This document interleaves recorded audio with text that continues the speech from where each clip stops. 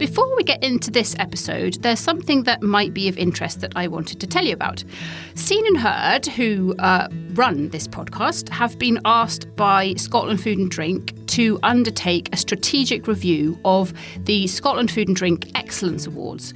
Now, these Excellence Awards have been going for almost 20 years and are a huge mainstay of the food and drink sector. But it's time to ensure that they're still relevant. So if you have ever been involved in the Scotland Food and Drink Excellence Awards, or even if you've ever had an opinion about them, we would love for you, please, to complete our survey. So if you go to the On Farm Twitter, which is at @on_farm UK, and click the link in the bio, there will be a tab in there that will take you to the survey, and it should only take you a very short while to complete, but we would be enormously grateful. Hello, welcome to this week's episode of On Farm. It's coming from my farm in middle of rural Perthshire, and I'm farmer and comedian Jim Smith. We're not going to give out the address because Jim's a bit worried about all the stalkers turning up on his doorstep. He's got quite a few fans on Twitter, I think, who are desperate to find out where he lives, and I don't think Morag would be too happy if they all turned up here in a bus. The only stalkers we have around here are the ones that go about with tweed caps shooting deer, so... Well, give it time. Give it time when you're even more internationally famous. I'm sure they'll be trekking up. If their cars can get up the farm road, they'll be coming here to bang on your front door. So is that why you keep it a wee bit bumpy to keep Absolutely, them away? yeah. Morag's out digging the potholes in the middle of the night to make sure they can't get here. Laying dynamite. No, it's good. It's good. At least we can see who's ever come up the road, so it's good. That's true, yeah, from quite a distance actually. So you can. I've got 2 minutes to get in my bed, get dressed. It is absolutely stunning. We can see the snow on the hills in the distance. That's the Sidlaw Hills. So. Oh, okay. So I was just looking east on down to the Vale of Strathmore, that kind of flat plain. That's God's country. That's where I really want to farm, you know. So once you've made your millions, you're going to buy another Maybe farm? yes. Well, it is beautiful, and we've picked a good day for it as well. It's calm and blue skies, and it's lovely. So, and we've got the cattle shed behind us. So they're just when we arrived this morning, Jim and his mum, who I think does a lot to help, doesn't she, Jim? Oh yeah, absolutely, yeah. We're busy feeding the cattle with this. What I love is this beautiful pink bucket. I'd love a pink bucket. I'm going to go and get a pink bucket for the farm. Just cheers the place up. So we arrived and interrupted that task, and Jim's mum's gone in the house, and now we're having a chat. So I think we're going to go up and see the sheep as well, if that's all right. Is that okay? Sheepies? Yes, totally. Excellent. Absolutely. And you've got a day-old calf in the corner there. Just calving yesterday. So we're delighted with that. She was all calved herself and up sucking and all the rest of it. So it's great when they're like that. I love this time of year. So she's the first one, is she? First one of the spring, so lovely. Okay, I just love this time of year now. It bursts into life, and we're a bit away from getting some decent weather yet. But but the snowdrops are out, and you can see the daffodils coming, and it does kind of lift the spirit, doesn't it? Absolutely. Yeah. I always think March can turn on like a penny. On a penny, it's it can be like this 1 week, and then all you need is 2 or 3 dry days, and then folk are out ploughing. It's a great month. I love it. It is, yeah. And we're also standing near your new tractor, because you were telling me that you got a new tractor. Did you buy it specifically so that you could listen to tunes on Spotify? Yeah. But you plug in and so you're quite a regular podcast listener yourself? Yeah, I've listened to a few, Will Evans and also Michael Blanche with the Pasture Pod. Oh yes, yeah, still not met him. Yeah, he's brilliant, he's good value. And then I like football from like the 60s, 70s and 80s, you know, when Scotland used to be good at it. So there's some good podcasts in that. Yeah. Comedy, do you ever listen to comedy podcasts or not? Really? I tend not to, because then if you listen to good jokes, you're like, oh, that's a shame. I wish I'd thought of that one. So, yeah, you don't want to sow too many seeds. Yeah. We noticed when we were miking Jim up earlier on, he was wearing a boiler suit, and we put the mic inside the top pocket, and we noticed, Jim, you've got a wee, it's not black or red, blue notebook in your pocket. Does that go everywhere with you? Absolutely, yeah. Aye. And how often do you write ideas in there? Maybe once a day, if I get a good idea, once a day. Sometimes I'll wake up and I'll have 2 or 3. Yeah. And then sometimes I'll go days without anything. So can we hear something? Some of these notes? No, I don't know. Well, half of these won't make it. As you know, Morag my girlfriend's expecting, so I'm going to be a father in July. So there's great hilarity comparing it to a lambing shed, or there's a joke in here about how we didn't know she was pregnant, but until the scan man came to see the cows, and then we just put more egg in the crate last, things like that. So you'd be devastated if that notebook got lost. Oh my God! I should really photocopy it every night. One couldn't happen without the other. No farming, no comedy. Absolutely. In a way, no comedy, no farming. I suppose because you need that release. Do you do just something a bit different? Yeah, absolutely. I mean, the comedy just started off as a hobby, but it's now a mainstay now. Folk sometimes say, "Oh, you going to give up the farming?" And I can't understand why they would ask me that, because I would never ever do that. And I know we've got suckler cows here and breeding sheep, the two things that give you the most bloody hassle at times. But I mean, the farming is the number one passion. That's absolutely everything to me. I would say the comedy was actually only 30%. It's just that the comedy just now, it seems to be touched with going somewhere, so as well to pursue it just now, Yeah, absolutely. But the plan is for next year to come away with a whole new show, so getting that just as good and fresh is difficult. So there is a wee bit, yeah. But it's amazing, just everyday life and talking to folk and listening to stuff on the radio. It's stuff does come to you. And you're going to be a father in July. Yes, so, speaking from experience, I know that will be incredibly life-changing, and I'm sure, well, I know there's plenty of comedy in it if you look for it. So if anybody can find it, you will. Totally. So that should be as long as Morag and the baby don't mind, quite a useful extra avenue for some material. Oh, absolutely. And Morag won't mind. She's pretty funny herself. In fact, she comes up with some funny stuff sometimes, and then wants credit for it. So it's like, if you use that joke, you need to pay me. So my last stuff was all about when I used to be single and dating and going out nightclubbing in Perth and young farmers and that. But now it's all the next chapter, the more so-called sensible part of my life. Well, maybe. So how do you reckon you split your time at the moment? In an average week, how much are you here and how much are you away doing gigs and stuff? When I was trying to get myself established, there's maybe call it serve your apprenticeship, and plus I hadn't met Morag. I was single at that point as well, so I would do gigs maybe Aberdeen or mainly Edinburgh, Glasgow. But now, because I value my time weekends, Morag's a school teacher, I'm doing maybe less gigs, but the gigs that I'm doing are better, like my tour, it's a lot more worthwhile. And you've got an agent who kind of does a lot of the bookings for yes, you, aye. So that makes life a wee bit easier. But I'm on the series of Breaking News has started again. I'm a weekly panellist on that. So I guess you could say once a week just now, but that's but it's all worthwhile because it's exposure and things, Yeah, exactly. And you must enjoy it, otherwise you wouldn't be. Yes, aye. Doing it. It's quite challenging to come up with new stuff every week, but it's good for you too. Yeah. Especially this time of year. I mean, I can just get my cattle done in the morning. It's a bit wet for doing anything else, and I wouldn't be saying that when we're lambing, and because I think there's 2 episodes in April. So. Because you can't always. I suppose you can. Some things you can avoid doing during lambing time, but not anything that's being determined by other people. No. Yeah. We don't lamb till the 5th of April. It would normally be the 1st of April, but I've got a corporate gig. It was quite good money, so I thought I'll put the tops out just a few days later. So there's a bit of tweaking, farm management tweaking that you can do to fit in around gigs. Yeah.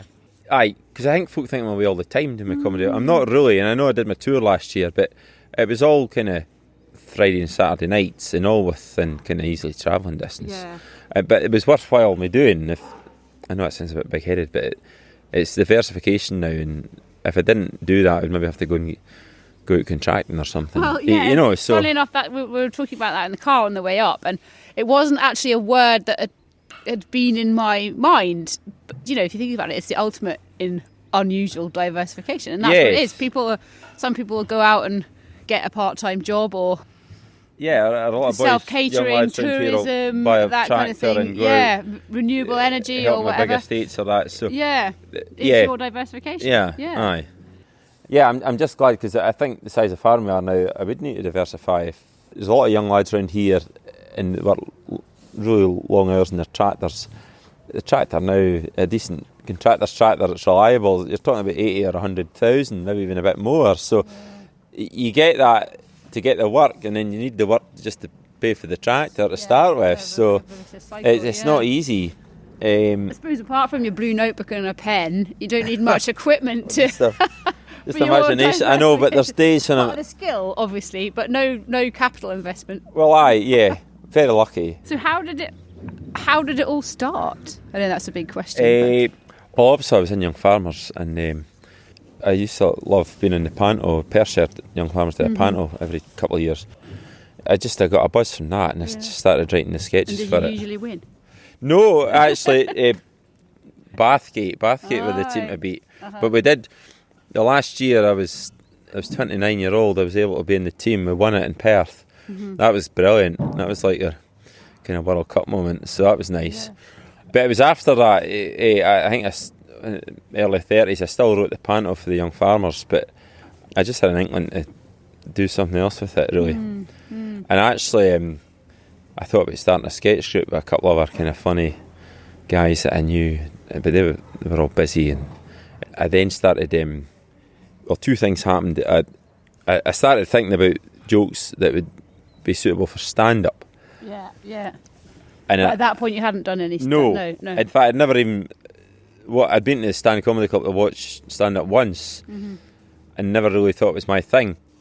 And then the other thing was Desperate Fishwives from Aberdeen. They're kind of like a spin-off from Scotland of What. Oh, yes. In fact, Buff Hardy's son was involved in it, John Hardy. Far are you? You should be in Scotland, gone by your adverts. Yes, we do have a centre in Dunfermline, sir. Oh, and fits the weather like at your call centre? It's quite a nice day. Rubbish! I have a BBC's weather website open, and it is clearly pissing it down in Dunfermline. Far are you, really? Basingstoke. And they got a radio series, and I'd never heard of this group. They've been going for years, doing like all that kind of Doric humour, and I was well jealous. You know, it hit me like, it says nature. Right. I need to try and see if I can do something. It was just something in me. I didn't know how to go about it or anything, but I noticed in the Stand on their website they do beginners night on a Tuesday in Glasgow and a Monday in Edinburgh. It's called Red Raw, and anyone can apply. So you apply and get 2 5-minute slots. Okay, yeah. So I applied for that. I remember filling in the application and hitting the return button and getting a bit nervous about it. And then had you told anybody you were doing this, or was it? No, not until the night. That was like in August, and it said, there wouldn't be any spaces till March because there was that much a big... Because by then Kevin Bridges had just kind of hit it big time, and everyone was wanting to try it. And then they phoned up and said, we've got a cancellation for next week. This is like November. Do you want it? I was like, yeah. So, and I remember panicking.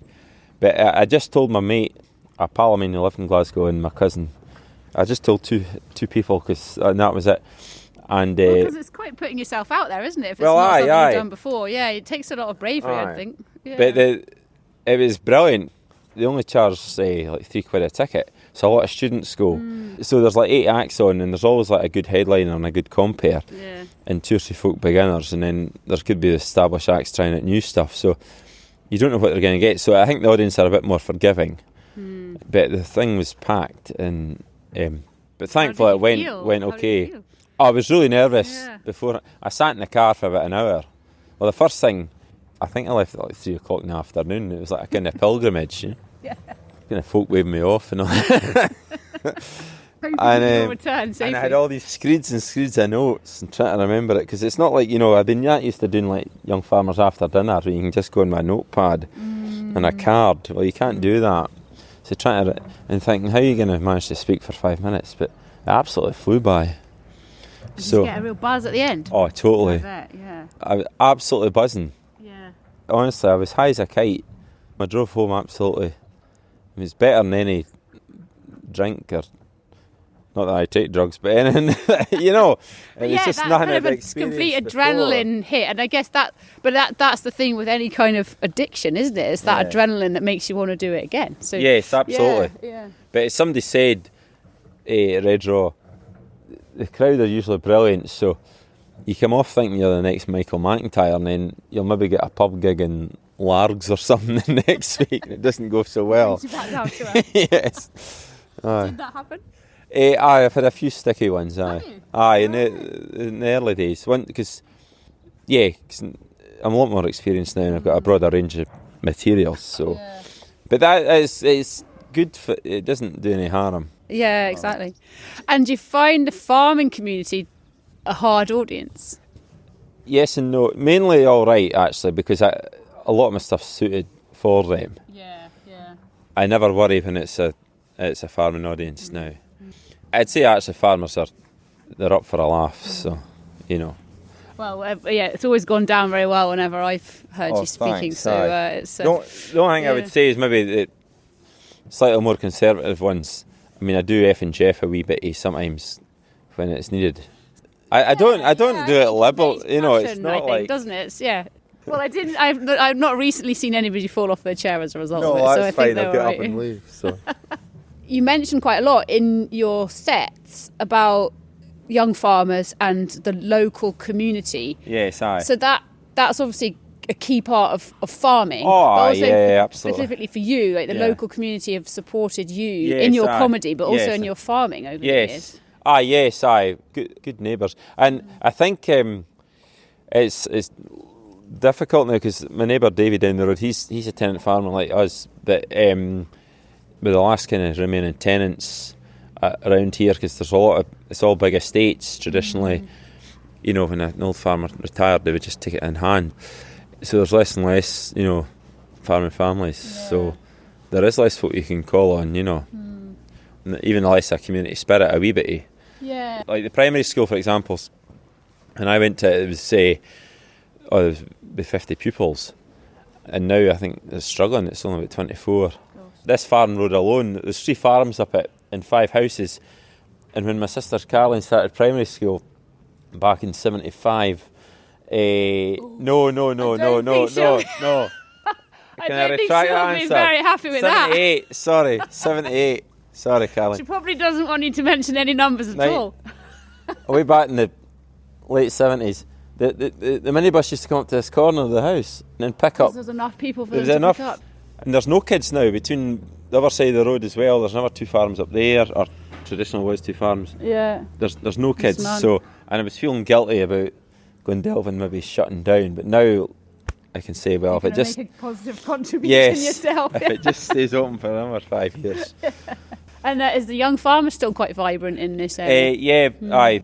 A local club, Bank Foot. I'm very proud of them. They've actually just won the national speech making for the second time in about 4 years. Oh, wow. So they'd never won it ever, and then they've always been a small club, but beautifully formed. I said they've got the members that they do have are superb. So I'm vice president, but I haven't.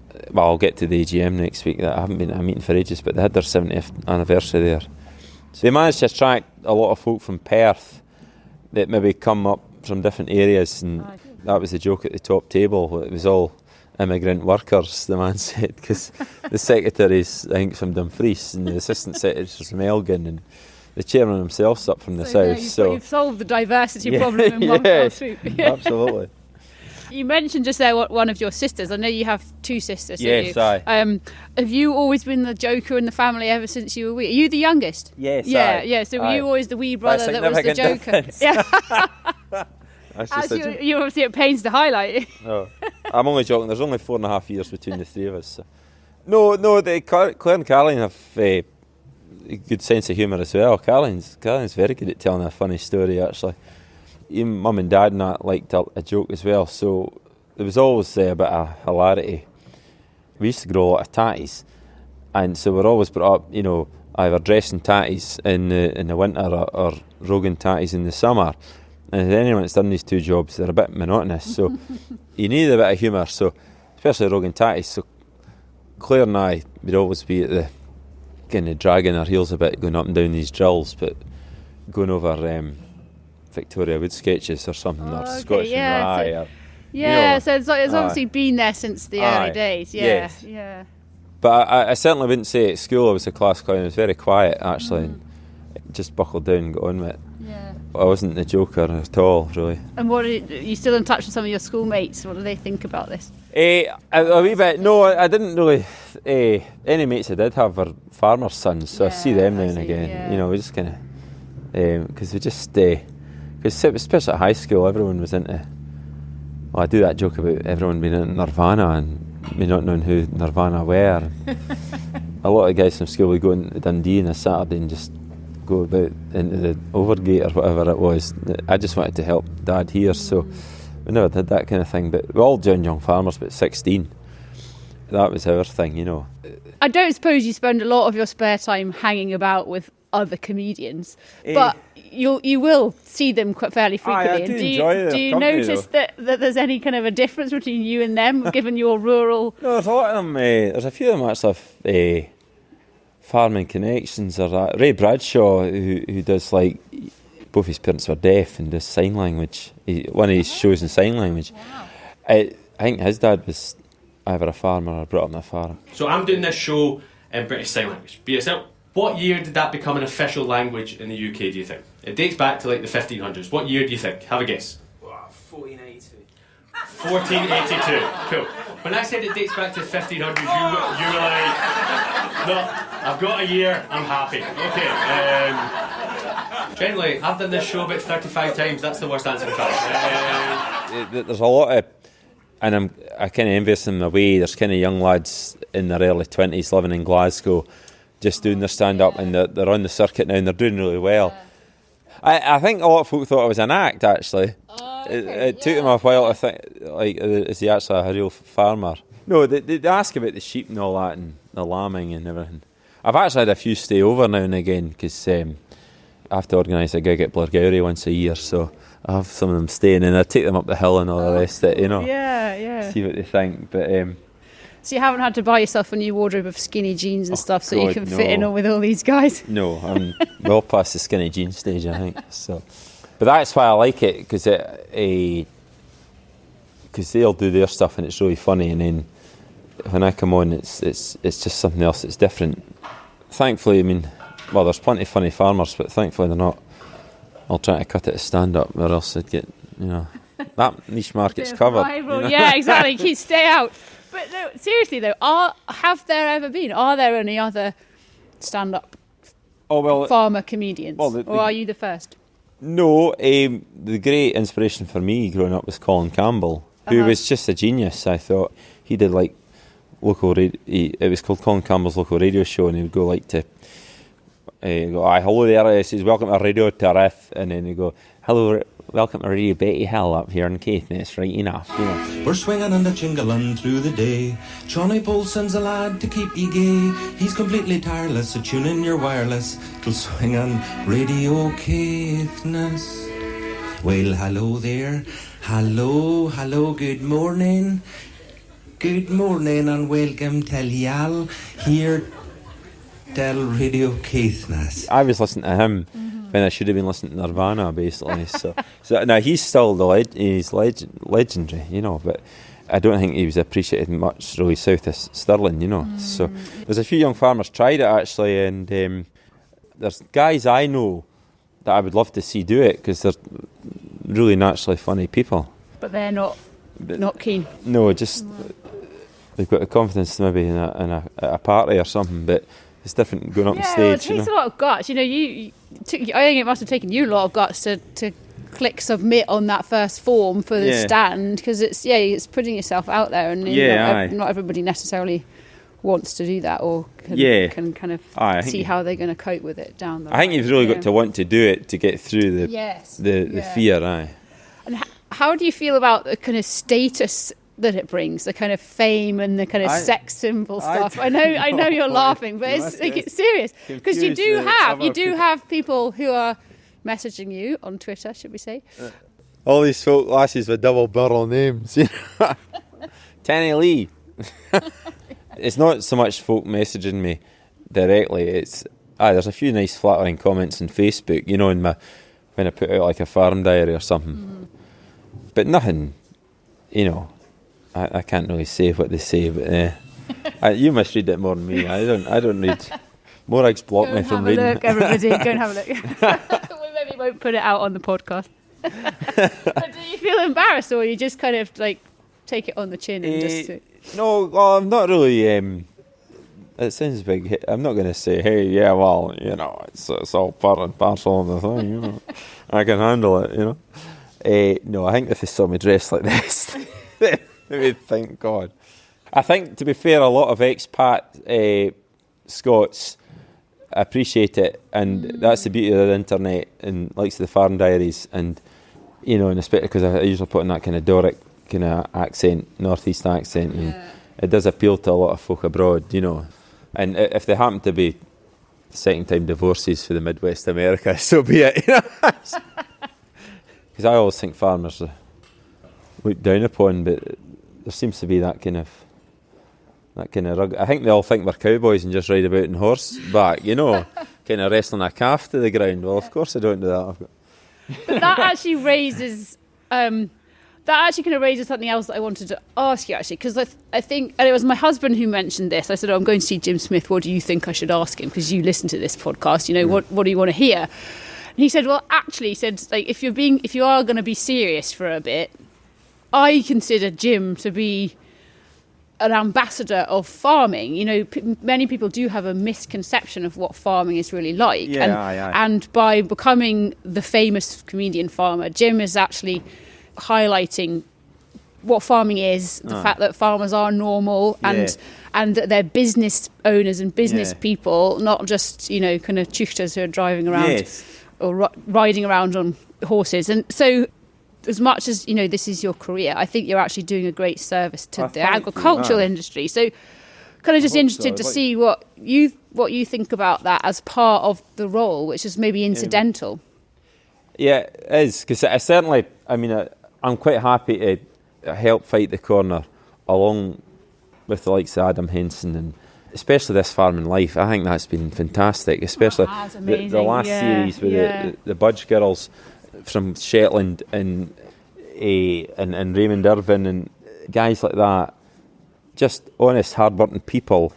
That's why it's so popular, because folk want to know the people. I mean, I know it's cute, they've got the animals and all the rest of it, but, you know, folk want to know the people, and we're not, and they do have that tarnished.